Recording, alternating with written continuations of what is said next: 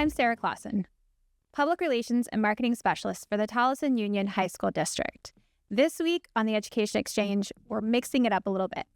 I'm going to be your host, and I'm going to interview Superintendent Jeremy Calles. Today, we're going to talk about Commitment Day. So for the past several weeks, we have had lots of guests on this podcast, and those guests are people who are going to be at Commitment Day. But we need to go back and talk about exactly what Commitment Day is. So let's tee it up. All right, Commitment Day is September 17th and 18th at State Farm Stadium. What is Commitment Day? All right, so at Commitment Day, what we're going to do is bring out all 4,000 plus of our seniors out to State Farm Stadium, and they are going to meet with 76 colleges, universities, business partners, industry, military, all these opportunities for life after high school. So on the 17th, 76 opportunities, because in 1776, this was the land of opportunity. That's what our country was founded on. And now we're going to make those opportunities more tangible for our seniors to let them know their future is right in front of them. We're putting it at their fingertips. Okay, this seems really early to me. Like seniors already deciding, announcing what they want to do. But I've heard, through the podcast that the guests that we've had the last couple of weeks, it's not early enough. So why are we doing this year? We're having this discussion. Where did that idea come from?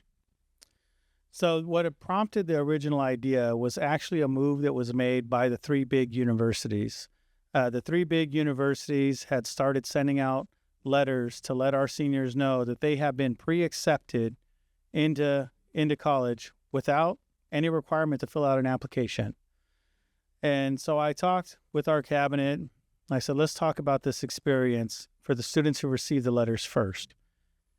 When have you received a piece of mail and it said, hey, if you just scratch off this circle and come down to the used car dealership, oh, look at that, you've won a big prize. Just come on down and collect your prize. How often do you make it down to that used car dealership? I felt so good when I was a kid and I would get that in the mail. That was like the jackpot, right? Yeah, you probably really tried to twist your parents' arm, like, come on, we won a big prize. I just needed a nickel, right, to scratch it off, and my future was made. Now, in addition to those students, although those students will give it a different, level of weight, I was worried about when those conversations are going on at school. Yeah. And so when you're there with your friends, you're like, oh, you got those letters? Yeah, I got those letters too. They're trying to get all of us to come out to the university and sign up for the university. But you'll have a student who's not saying anything, a student that's just sitting there quiet, listening to the conversation, and everybody's just assuming that they got the same letters too, and that's how they want to keep it because they didn't get them. Mm-hmm. And I worried about that impact for that particular student. And so I know that there's opportunity for every single high school student on our campus that finds their way to graduation. They all have an opportunity waiting for them. And I want to ensure that all of them can see those opportunities and know that those opportunities are there available for them by bringing them out to State Farm Stadium and putting them right in front of them. And when I say every student, I mean every single student.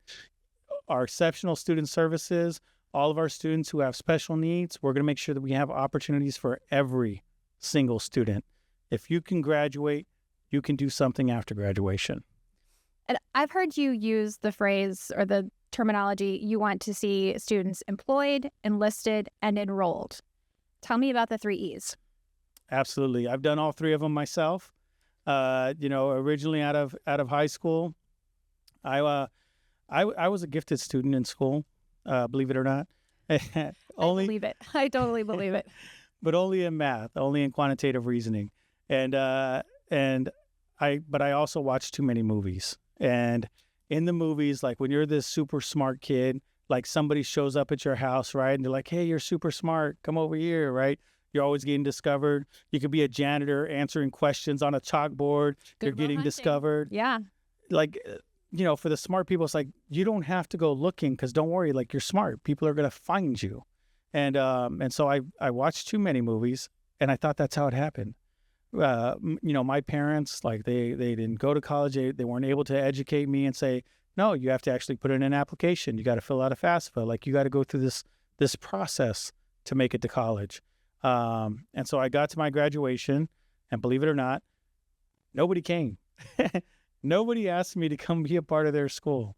So at that point, I'm like, okay, well, now what am I doing with myself? And I started to make some calls. I went to DeVry for a little bit.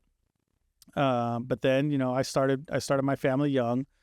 So I ended up leaving DeVry, and I went and joined the Army. So yes, I went to college for a little bit, but then I was in the service. I served for 6 years, 3 of those years overseas. But the Army really gave me a strong foundation where I felt like that was something that I could build upon. So I really appreciated my time in the service. Eventually, I got out of the service, and I started going through a couple of different jobs. Again, being the smart person I am, I thought I could just launch some new businesses out of nowhere, and that didn't quite take off the way I thought it would.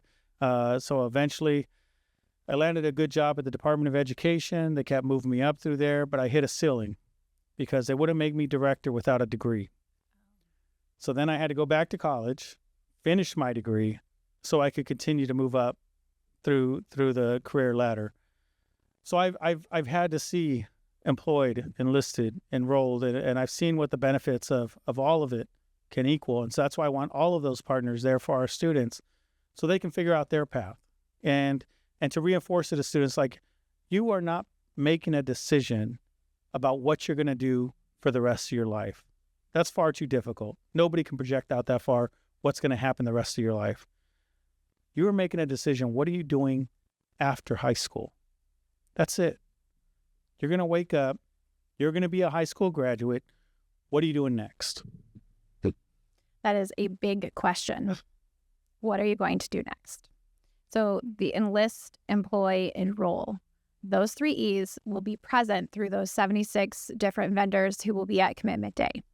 I know we've had the big universities on the podcast. We've had the Army on the podcast, the Air Force. We talked to a lot of people, including a couple of employers. Why was it important to have like a diverse group of people coming to Commitment Day? Because everyone's life is different. Everyone's path is different. Whatever their next step is going to be, I wanted to make as many of those options available to them. At this event, the first station they will go to is the students will be set up in chairs in front of a stage, just like graduation, and the parents will be behind them in the bowl. We invite all parents to come join their students and be behind them in the bowl, just as they would during graduation. They're going to hear a presentation about the importance of all 3, enlisted, employed, and enrolled. And after the presentation, parents are welcome to come down the stairs, join their student, and walk with them back to the booths to come hear the information firsthand from all of our partners and help their student with making that decision on what they want to do. But depending on everyone's life situation, some students I know need to get to work right away. I want them to pick career paths that have some upward trajectory to them. I don't want them to end up in dead-end jobs. You'll often hear me speak about the warehouse industry, and I do so because that's where my family works. My dad retired from Cisco. My uncle retired from the Albertsons warehouse. It's just catty corner from our district office. My cousin still works over there. I worked at the warehouse. I worked at Atlas Cold Storage, which is right down the street from us. I worked at Mesa Cold Storage, which is right around the corner from us. I've worked these warehouses. My family's worked these warehouses. I have a lot of family members that have worked through these warehouses.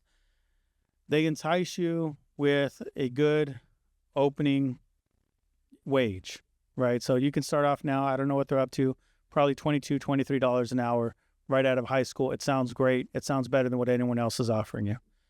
The problem is that 30, 40 years from now, the students that are coming in are only making $2 less than you when you're in your 40s and 50s. And so that's not explained to you up front. No. And so I don't have anything against the warehouse. I was in great physical shape when I worked in the warehouse. You can tell I'm not working the warehouse now. But no, I don't have anything against the warehouse. It's good, hard work. It's an honest living. I have a lot of family, again, like I said, that works there. I have anything against that. But I know we have a lot of students that are meant for more than that, more than putting boxes on a pallet. And they keep opening up so many warehouses in our neighborhood. I just want to show the world that our students are capable of a lot more than that. And we got to get them in front of the right partners so that way they can show the world that they're capable of a lot more than that. Yeah, they're very capable. And there's opportunity literally in front of them at this event that we're arranging with Commitment Day.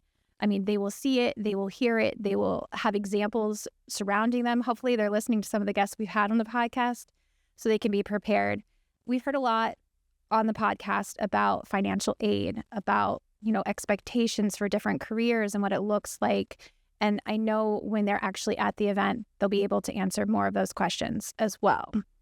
So the students have lots of opportunities there, but we also want the parents to come, right? We want our parents to be engaged and to commit to Commitment Day. So tell me about some of the incentives for a parent to join their student at Commitment Day. Well, the biggest incentive is you get to hear it all firsthand. How often do we get a student who goes home to their parents, tells a story, and when the parent starts to do their research, they find out that there's some key details that were missing. I wasn't really late to class, Mom. Come on, Dad, you know I would never do those things, right? You get a message, it's maybe not quite as accurate as when you can hear the whole story yourself. And so they get to hear the story firsthand, and they will be able to go out there and talk firsthand with their student to all of our partners, and be able to then help their student make that decision. And if the student is telling them like, no, we have plenty of time, we can figure that all out after graduation, they get to hear firsthand, no, this is the deadline for getting your application in. This is the deadline for getting the FAFSA completed. This is the deadline for notifying us that you want on-campus housing. Like, they can get that information firsthand from everyone, and be able to then work with their student and help them act on that information. So we definitely want them to come out. They can see the presentation. They can join them with the booths. They can even go upstairs and have lunch with them. We're only paying for the students' meal, so parents will be buying their own meal, but you're still welcome to go have lunch with them upstairs, and purchase a lunch from the concession stands that'll be open over there at State Farm Stadium. They may have to buy their own meal, but I heard they could get a free T-shirt. Yes, we have that along with a bunch of other handouts that are going to be planned. I'll tell you, Mattel Adventure Theme Park is going to be going over the top, so I think they might enjoy if they bring out the 9-foot Skeletor and He-Man. I think the parents may enjoy that even more than the student, because I hope that they do. At least we grew up on He-Man. We know what it is to be a master of the universe. So I think there's definitely gonna be some things there that the parents are gonna enjoy being a part of and being able to see. All right. So what have we not talked about yet with Commitment Day, or even, some of the guests that we've had on the podcast, or guests coming up that, we can tease? Well, I'd say first, the logistics of it all. Let's go through some logistics. Commitment Day will take place completely within the school day. So the students, they'll arrive at school, and then they'll be transported out to Commitment Day. The schools are going through in a rotation. So the first school will show up at State Farm Stadium. They'll hear the presentation. After that, they'll go to the booths. And then the second school will come in, hear the presentation, and then they go to the booths, and the first group goes upstairs for lunch. And the third group comes in to hear their presentation. They all cycle through within a normal school day, and they're back to their sites in time for transport home. So if a parent is not able to attend, it's fine. We're gonna take them through a regular school day with Commitment Day. We will get them back home, transported back home. So if that's a barrier, I don't want them to be worried about that barrier. But the parents are welcome to drive themselves directly out to Commitment Day. The students will be given lunch tickets. With the lunch tickets, they're going to be required to speak to at least 3 of our partners before they can go to lunch. That's good. We want them to talk to everyone who's there. Yeah, so they'll all have stampers. And if you don't have 3 stamps on that lunch ticket, then you're not eating. So not only are we going to put all these opportunities right in front of the students, right? The door's open. It's not only knocking, the door is wide open on these opportunities. We're even going to dangle a carrot in the doorway to try to get them to walk through the door. And it's not literally a carrot. I think maybe maybe it's a chicken finger, some hamburgers, but we're dangling that incentive right in front of them so they can go through that door and start exploring these opportunities and make a plan for what they're doing after high school. What if there's that one student who really, truly does not know what the answer is when they graduate? That's the student that needs this day the most. They need to hear from 3 people at least. Pick 3 things that seem interesting to you. maybe you want to be in Space Force, right? Maybe you're a huge Star Wars fan. You're looking at Space Force. That's cool. Go talk to them, see if they can do that for you. But talk to 3 different people at a minimum, and I'm hoping that they hear something that just like flips that switch.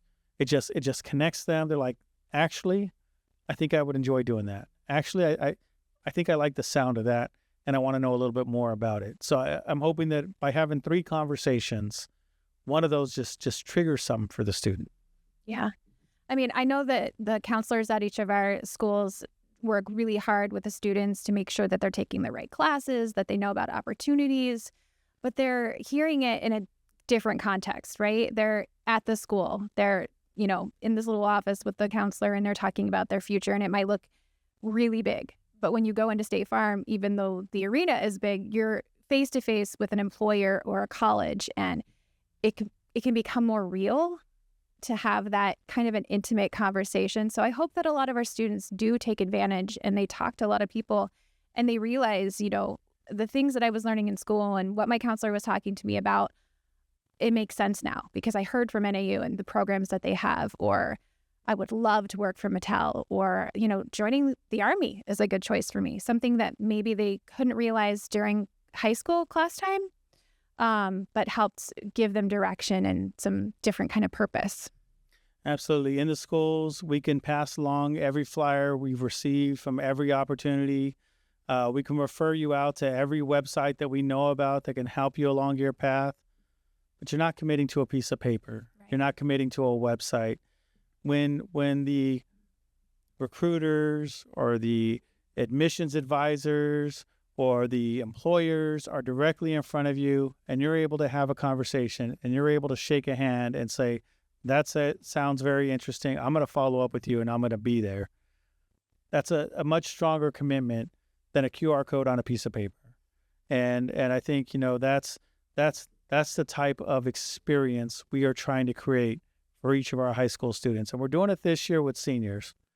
But ideally, I would love it if people knew their path from freshman year. Because if you knew your path from freshman year, we could make sure we line you up to get you the right CTE certifications before you go. We can get you an associate's degree before you leave us. There's so much more we could do if we knew where you're headed. It's like planning a vacation. If I said I wanted to take a vacation out to Disneyland, and I told you, yeah, I'm going to take a vacation out to Disneyland. Well, when are you going? I want to be there in an hour.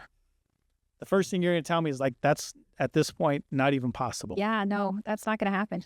If I said I wanted to be there tomorrow, it's possible if I can get a hotel room, if I can get all the arrangements made, if I could pack really fast, if I could leave work early today. Like, it's possible it's going to be a very heavy lift to be there by tomorrow. But if I said I want to be there next year, I can save for that trip. I can plan for that trip. I can have a much more memorable experience. Maybe I'm going to book the restaurant right there by Pirates of the Caribbean, because it looks so cool when you're floating around on the boat and you see people eating there. And you're like, are they part of the set? Are they like real people? Like, you don't know. It's got a little ambiance to it. Like, but if you're planning a year and ahead, those are the types of things you can do as opposed to a last minute trip.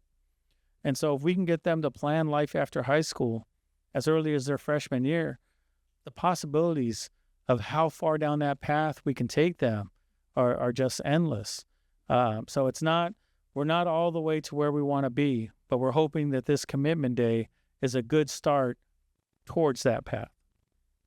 Commitment day in general seems to me like an upgraded version of a career day. Would you say that's true? I would say if you want to look at it as a college, career, military type fair, like on the largest scale Arizona has ever seen, yeah, I think you can have some of that, along with the fact that it's going to include lunch and some presentations and some really cool stuff from some of the participants who are bringing out some nice things to hand out to the students. Yeah, I would say it's one of those, but like the biggest you've ever seen. So yeah, it's like it's like going from watching your kids play, youth sports to you're on the field for opening day for the Cardinals. Like that kind of a level of difference. It's a huge commitment, and it's also a huge investment that we have for our students. Oh, it's a significant investment. We have our quotes from State Farm Stadium. We are doing this sandwiched in between two Cardinals home games. It's a very difficult feat for them to pull off. There wasn't a lot of options available on their calendar in terms of when they thought they could make an event like this work, because it is football season. But they're going to sandwich us between two Cardinals home games in a year where they just launched all new field seating for the Cardinals. They have got to set up for the Cardinals game. We have that nice, great game. They got to put everything away, clear everything out, roll that turf out, everything else, set us up. We have this 2-day event, and they got to break it all down and roll that field seating back out for the next Cardinals game. It's a pretty quick turnaround. It's a significant investment by the district, but it's for the right reason. It's for the future of our students. If we are not here to transition our students to the next step, then I don't know what we're here for. We are the bridge between their dreams and reality. And too often we see people traveling on that bridge in the wrong direction, right? They're abandoning their dreams. They're succumbing to their reality of looking at life around them and saying, this is it. I have my own nephew was going to our schools and was adamant that he was going to be playing in the NFL. I kept telling him, well, you're going to have to work really hard in school. You're going to have to get good grades. I'm like, it's more than just what you do on the field. It's what you do off the field. What are you doing in the classroom? Like, you got to push yourself harder. You got to make good choices. You need to have a good diet. I'm like, you can do all of that, but it's gonna take a lot of work. And he wasn't doing well with his classes. Next thing I know, he drops out of school. I go, nephew, what happened? He goes, well, I'm just going to be a barber. I'm like, how did you go from wanting to make millions of dollars playing for the NFL to I'm going to cut hair? And that happens to many of our students, where it's like, yeah, once upon a time I had this dream that I was going to do these big things, but now it doesn't feel realistic. And here's the job that's in front of me. I'll just take this job. I got a cousin that works over here. I got a friend that knows a guy over here. Like, I'll just take the job that's right in front of me. And the next thing you know, 30, 40 years later, they're still working that same job. We have to make sure they're crossing the bridge in the right direction. That although your reality is that you don't see people around you doing this thing that you envision for yourself, that doesn't mean that you can't do it. Mm-hmm. You just have to work hard towards that goal. You have to stay on the right path towards that goal. You have to be willing to sacrifice short-term gratification for the long-term gratification of being on the right path and achieving that goal.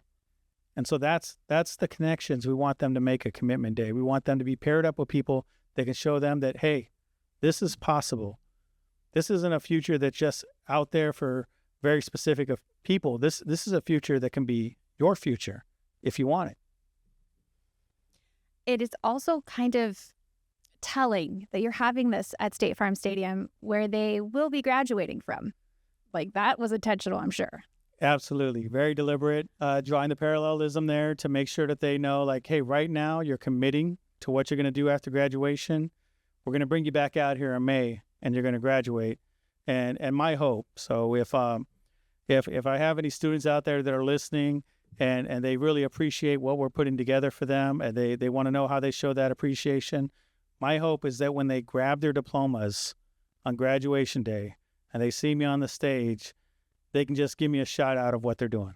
It's like ASU, Lumberjack, Honeywell, like, just shout out something so I know that you have a path for yourself. That's that full circle mentality. Absolutely. Thank you so much, Superintendent Calles, for joining us today on the Education Exchange. Thank you for listening and tuning in every week. We hope you'll come back next week. You can catch all of our episodes at www.tuhsd.org/podcast. Listen straight from that site or any of your favorite streaming devices. We are here to enlighten our parents and empower our students. Thank you. And that's the end of our show. Thank you for listening. If you have questions, want more information, or would like to be a guest on the Education Exchange, please send us an email at podcast@tuhsd.org. Don't forget to hit that subscribe button, give us a like, and tune in next week to the Education Exchange. You can catch all episodes on your favorite streaming devices or directly at www.tuhsd.org/podcast.